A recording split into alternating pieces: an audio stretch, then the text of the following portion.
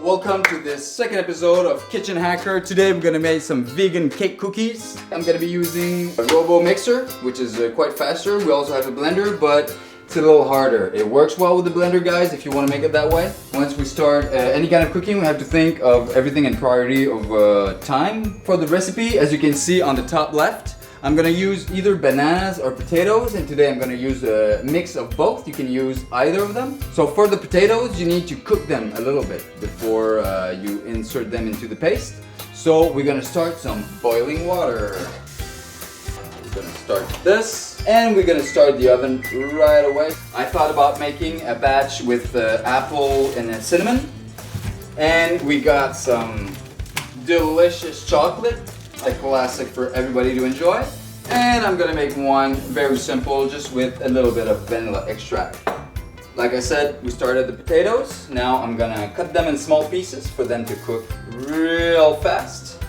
You don't need to cook them all the way, but you want them to be cooked enough so they transform into a paste quite easily with the banana and the water and the oil.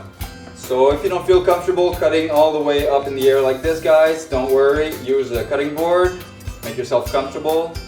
Cookies about having fun and bringing out the delicious things in life. Alright, so we got the potatoes started. For the potatoes, I put the equivalent of one banana. So the recipe says either 2 bananas, or I made it with potatoes and it works great. You just put the equivalent of a banana.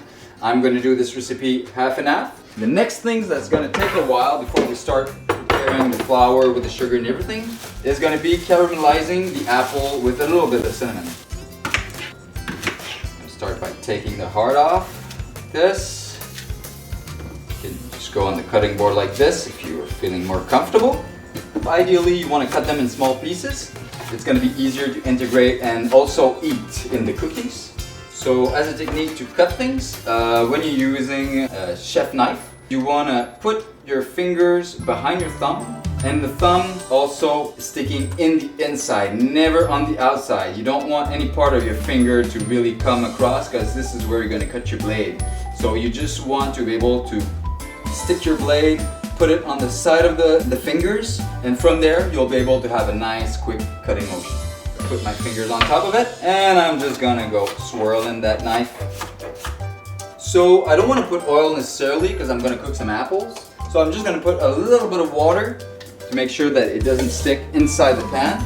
I'm gonna put those apples right away. For you guys that aren't really familiar with what caramelizing something is, either onions, apple, or whatever you like, cooking your ingredient with some sugar on top so it crystallizes a nice crust of some sort of a caramel. You can let it cook a little bit before you put the sugar. I'm gonna put some cinnamon.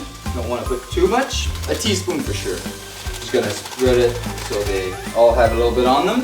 Then we're gonna add the sugar. I'm gonna do some measurements for you guys so it's gonna be easy. I've been cooking for quite a while and I just go with my hungry intuition. 1 tablespoon, and I'd say either 1.5 tablespoons or 2 if you want it to be really caramelized. But this is gonna be good enough for me. You wanna mix it good. Make sure that it doesn't stick. And there's a momentum when you caramelize things where in the space of 10 seconds, it's gonna go from 0 to 0. It's gonna go from a nice crystal brown to just literally fucking burning. So we're starting to boil. That is perfect. Let's start making our dry mix flour. So 5.5 cups. So you can tap it like this. Make sure that it's really uniform. A nice 3 cups here. So that is 5, and I'll get my other half.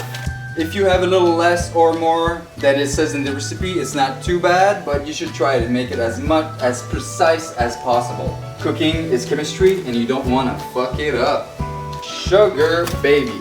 In every recipe that you do, most of the time, if they didn't give any precision about it, you can reduce the sugar quantity by half. But in this recipe, I did reduce it already. Don't reduce it. Nice little apples. Oh yeah, you can see the sugar that's already making this sticky paste. And by the way, you never want to touch anything that is being caramelized. It's hot as hell, guys. Don't burn yourself. So let's go for that 2 cups of sugar. All right, good enough. In this recipe, it says also salt. So this is about a half one. A full one would be like really rising high. I'll show you with the other one in the baking powder. In any recipe, you don't want to over salt because salt will really kill the reaction. It will stop your bread or your cake or cookies in that case from rising. So this is a good tablespoon. See how fat it is? Get this little mountain. You really want it to be overflowing like this. So this is one. I think it says 1.5. You can put 2. Rise, my friend, rise. We got all of our dried ingredients right here. We'll mix those little frisky apples once again. Oh yeah, see how it's starting to get this nice hash brown color. It shouldn't be too long. Like in any recipe that you do, guys, you want to make sure that your dry mix and your liquid mix is homogeneous before you mix them together.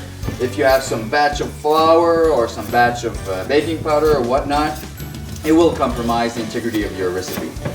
And even though I say some stupid shit sometime and I go like, oh, you can put more on this, and try to be as precise as possible, guys, before you do some crazy experiments with your quantities.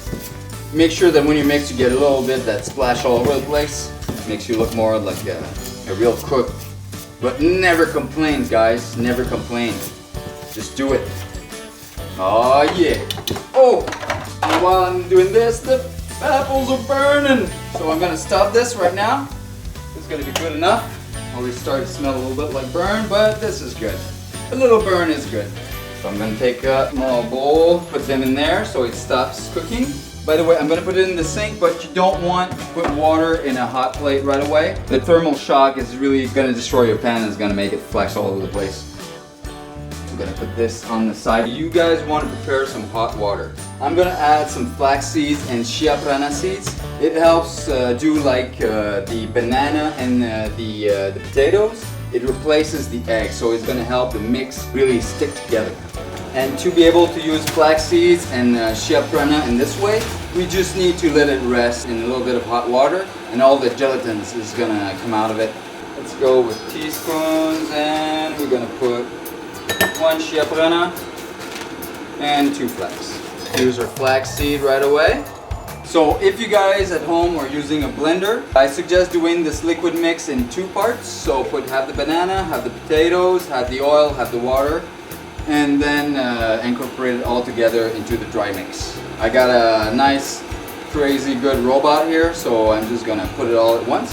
1.5 cups of water. So you can put everything in except the oil. It's very important that you put the oil slowly. I already added 1.5 cups of water, and now with the flax seeds, I'm gonna add more water. If you can, guys, put this quantity of water into your measuring cup as you pour the water, so you make sure that you get a nice, precise quantity. Potatoes are getting real soft. I could put them right away. I'm just gonna let them a few seconds. I'm gonna prepare the oil here. The recipe says 2 cups. And like I said, guys, don't put it all at once. You're gonna really screw up the chemical reaction. You wanna create a nice fluffy paste. And if you put the oil too fast, it won't incorporate into the rest of the ingredients and it will separate itself from the mix.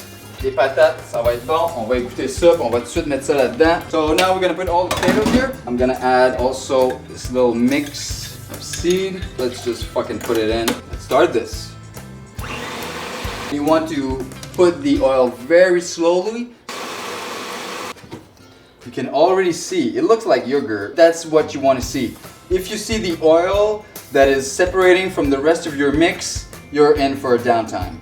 If you're unsure, once in a while, just stop pouring the oil and make sure that your mix is still in one piece. Final mix, delicious. Tastes a little bit like the banana, not sugary at all, but it's gonna be great. Oh yeah, oh boy, okay.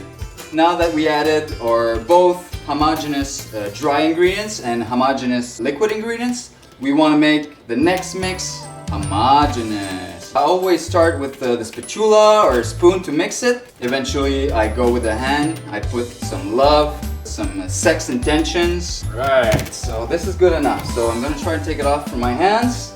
We got all kinds of crazy chocolate here.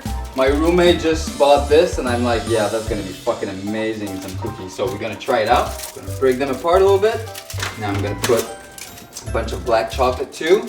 Don't be shy. You can put, in this whole recipe, you can put as much as 2 cups of whatever you want. You want nuts, you want dried fruits, you want fresh fruits and anything. Just a little warning, if you want to put some fresh fruits, I suggest to cook them a little bit, because once they're gonna be in the mix and they're gonna be in the oven, they're gonna generate a lot of water and it might change actually the consistency of the cookies. I'm gonna oil up my pan. You can use butter, oil, or anything you got that's greasy. Right now I'm using this because I had some. Third of this, that's the plan for me right now, with the chocolate.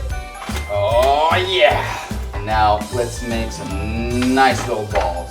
Put some together like this. Let's bring in a little sister here. Always be careful, like I said, with your caramelized apple. I don't want you guys to burn yourself. Alright. Paquet. Première batch. Dans le four. Donc, on met ça 25 minutes. So I put some cinnamon into the apple when I cook them, but I want the cookies to be a little bit more strong on the cinnamon taste. So I'm gonna add a little bit of cinnamon. Let's mix this. Bam wham, thank you ma'am. Now let's prepare the last one. Let's just put like almost a teaspoon of vanilla. Try to spread it a little bit before we mix it. Now here is the boring part. We have to wait for the cookies to be ready to put some more. Oh, look at this. Boys and girls of the world, this is a win-win situation. So there's some Kinder Bueno cookies mixed with some dark chocolate. But you see that you got a nice brown here, which means they're pretty much ready. So every time you're gonna make some cookies or some dessert, when you're gonna take them fresh out of the oven, they're not gonna be as brown as you would like. They will be more brownish with time. I wanna see. Oh yeah, look at this. So it's like bread, you know? It got very fluffy and it's all cooked. It's all fluffed up. There's no piece that is just like all moldy together. So like I said, I reduce a lot of the sugar in the recipe, so it makes from some great morning cakes with peanut butter or jelly or both. I'm a little sadistic. I love pain. It makes me feel so much alive, as much as I love joy and pleasure. It's all the same. So there we go. If you don't want to burn yourself, I suggest to use this kind of instrument called a spatula. I wish I could hide them, because my roommate, once they figure it out, they're gonna just go through it like it's nothing. Yeah, downright delicious. Not too sugary. Very cake-like. These are pretty sick.